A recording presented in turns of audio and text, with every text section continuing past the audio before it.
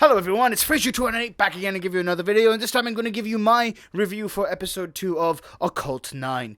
Occult 9 so far has been pretty good, I'm not going to lie, right? So they've toned down the fast speaking in this episode, so it's not all shoved down your throat, which, by the way, that was kind of a concern I made in the last video I did, which was like, hey, they're going to talk really fast, so if you can't read the subtitles that quickly, it might be a problem for you.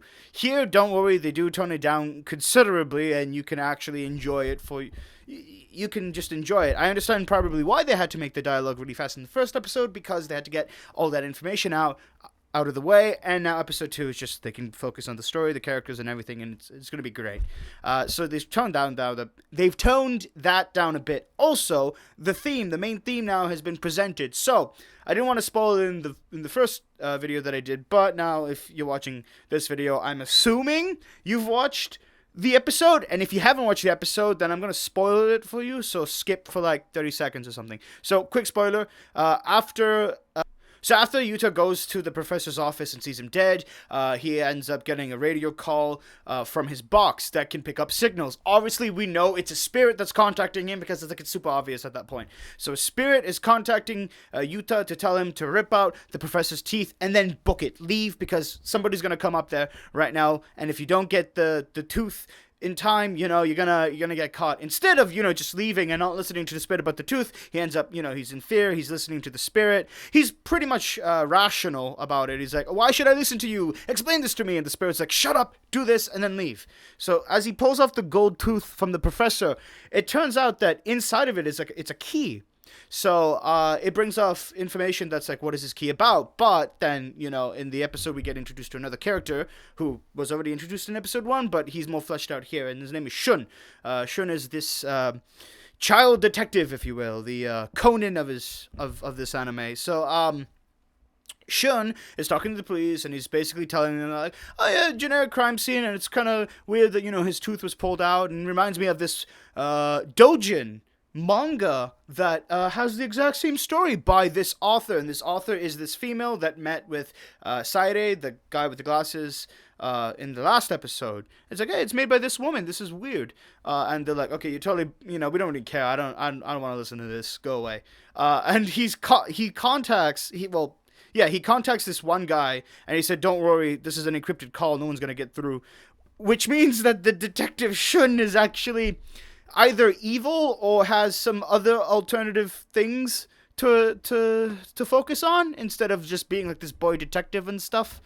He's probably most likely evil Shun, because Shun was looking for a list, and he's looking for a list of, I think, 256 people or something. Just a list. They didn't specify what the list was. It's just a list of probably people, I'm thinking. I don't know. He's either saying all 256 people know about this list, or there are 256 people on this list. I don't really...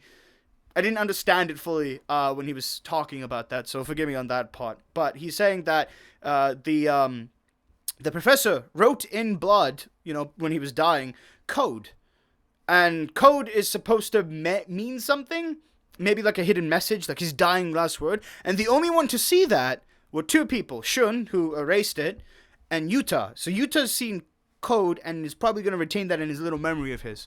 So Shun wipes away the evidence and proceeds to investigate people who know Sairi. Basically, that makes sense. He investigates people who are in contact with Sairi. We also see the scene where the psychic girl, Miyu, is actually doing a live stream and giving, like, these readings, and Sairi calls, and he's like, I'm gonna debunk you, why do you think, psychics are fakes? Because if they could see into the future, then they could choose a right career path for them that will make them loads of money, but they don't do that. It's pretty sound logic if you really think about it. Like, think about it. If psychics could see into the future, why don't they find something about themselves? Unless you bring up the argument that maybe they can't, something is stopping them from seeing their own future, or maybe they're just genuinely really nice people. Well, okay, they're nice people, yet they're charging people to see into the future. I don't know. Well, I mean, that kind of... I'm actually thinking about this from a morality perspective. Oh, that's Let's not get into that. I might make a discussion video about that later, but that's a totally different topic for a totally different video that doesn't need to be here right now. So anyways, he says that, and Miu is like, let me just predict your future. And he's like, what are you doing? And she predicts that, oh, well, you should probably go speak with your dad right now, because your dad's... She didn't say that the dad's dead, but she basically implied that this is probably the last time you're ever going to see your father. And he's like, shut up! You can't mind manipulate me! And she's crying on stream and camera, and she's like, you need to do this right now. Go do this. But before that, it was funny because another guy went on the stream to basically debunk her, and he's like, I have terminal cancer! And stuff like that. And I read in the chat when I was watching the episode, it's like, this guy has terminal cancer, and he's watching live streams of psychics. Yep, that's a troll. He was trolling her, obviously, just to make her feel like shit. And it's funny when she predicted that he was in a big laptop. Sorry, well, yeah, he's on a laptop working with computers. Obviously, he's probably... I'm not saying people who work on IT are losers. I'm just saying, if you've ever seen the IT crowd, the IT crowd or whatever, you should probably assume that he is of that character, of that specific type of character. A loser. He's a loser, basically. Please don't be offended by what I say. I think IT people are great. My uncle actually works in the IT department. Anyways, besides the point. So that's what I found funny. That's that story. Then Shun, the detective, is back to Shun. He's investigating people who know Side A or whatever, the professor's son, and he also then investigated the reporter who is also made a story about Miu, the psychic, and then she's like, well, you probably won't believe me. And he's like, go ahead. I'm pretty skeptical right now. Let's do it. And she had an older brother. The older brother died, and on her Twitter, on her real Twitter, not her she has a stage name, right? Miu is not her real name. It's a stage name. They address what her real name is. And on her Twitter, it's like, big brother, I want to go to the beach with you. And she says that every time. But he dies on May 12th or something. And she's still going about her big brother. It's like, big brother, there's some really bad smell. Obviously, the bad smells refers to a dying body. Just the body's dead. A corpus? Is it pronounced corpus or caucus? It's not caucus, it's corpus. A dead corpse, basically, damn it. So it's a dead corpse in the probably the house, and that's why she's saying I smell all these bad things. Oh, but don't worry, I took a shower. Probably, I don't think she took a shower for herself. I think she took a shower for her brother, which makes it all that much more creepy. Think about it. I'm gonna give a shower to a dead body. It's lifeless, man. But anyways, they have a theory that when she was addressing her brother on her Twitter account, that she had her dead brother's spirit with her. So they talked about that. So obviously, spirits do exist in this anime, and it's even more addressed later on, where we get in, where the two side girls, right, Miyu and that one, they go visit the girl who can kill people depending on how much you pay her, and they made a joke where it's like, well, you know what? This guy has he's cheated on me with this girl. I want the best thing you've got. And she's like, oh, okay, well, here's our standard plans. 9,000 yen is the standard plan, and it goes up to the highest tier is 66,000 yen. She's like, take my money. We want the good stuff. It's a joke, I get it, but they still did it.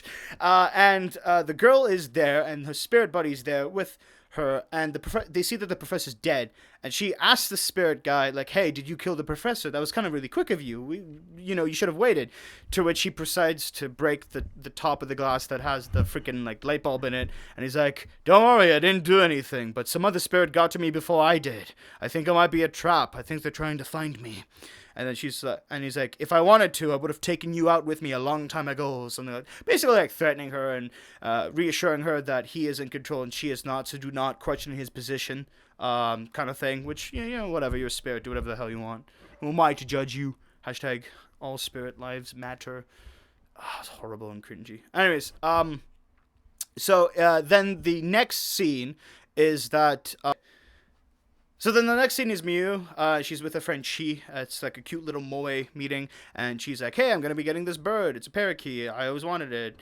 And Chi starts leaving and Miu starts walking. And then the woman who is who we've kind of confirmed made this doujin manga that is actually resembling this crime, like how this crime was committed and stuff like that. Walks by, she smirks, and then Miyu gets a text from her friend with photos, and it's of a ghost, blurry hand, and she's like, what's happening? She tries to call a friend, doesn't answer, boom, that's it. So we can assume that Chi has been taken by a spirit, or is dead. Worst case scenario, Chi is dead, and it's just going to cause some psychological damage towards Miyu. And yeah, also another thing that I forgot to actually address, which is actually really cool and interesting. They talked about like psychics, right? So it's like psychics, how Miyu can see into the future. But the professor also had the idea that people can see into the future. I suppose certain people, or all human beings, have this ability, but certain people can see into the future and the past. You can actually go to the past and see the past. But the reason Miyu can't is because of something that happened in her past that's blocking it from doing it. So she has the ability to see the future because, like, she doesn't know anything that's bad is going to happen in the future, whereas in your past, it's set in stone, it's definite. So say if I don't know, I'm riding a bike and I fall off and I break my leg, that moment is going to, like, it's kind of scar me, but, like, that moment is there. I remember that because it's happened in the past and it's such a traumatic moment kind of thing, you know? I'm feeling the pain, all the feelings were there, and then the mind will block it. It will block you from seeing into the past because of a tragic event. Which is so interesting to look at it from that perspective in terms of psychicism, which is like, it just blows my mind and stuff. So anyways, review, really good episode. It's starting to get better. I know a lot of people may have not liked the first episode, but it's honestly getting better. Please, if you haven't watched it, I highly recommend that you do. It's a fantastic show right now. It's pretty good. It's definitely like Baccano. Everybody's saying it's Bakemonogatari, or the Monogatari series. It's Baccano. I was totally right when I made the first episode. So yeah. So you made it this far into the video, congratulations. Click here to see the playlist of videos that I made for Occult 9, as well as click here for a surprise video that you probably haven't seen on my channel or on my second channel either. Also, link in the description below to my anime list, where you can see what shows I'm watching this season, as well as any other shows that I haven't watched, that you can see if I have watched or haven't watched, and if I haven't watched, then you can probably recommend me a couple shows, because I'm always looking for some good recommendations, as well as the fact that I have a Snapchat, so you can go add me on Snapchat, and if you want, we can start our own Snapchat streak, because I know a bunch of my friends keep ending them. But yeah, you'll find me on that social media as well as Mal. Also, subscribe to my YouTube channel if you haven't. Like this video if you like what I was talking about. Subscribe again if you want to see more. And I have been your host, Frazier2098, and I will see you in the next video. Goodbye, guys.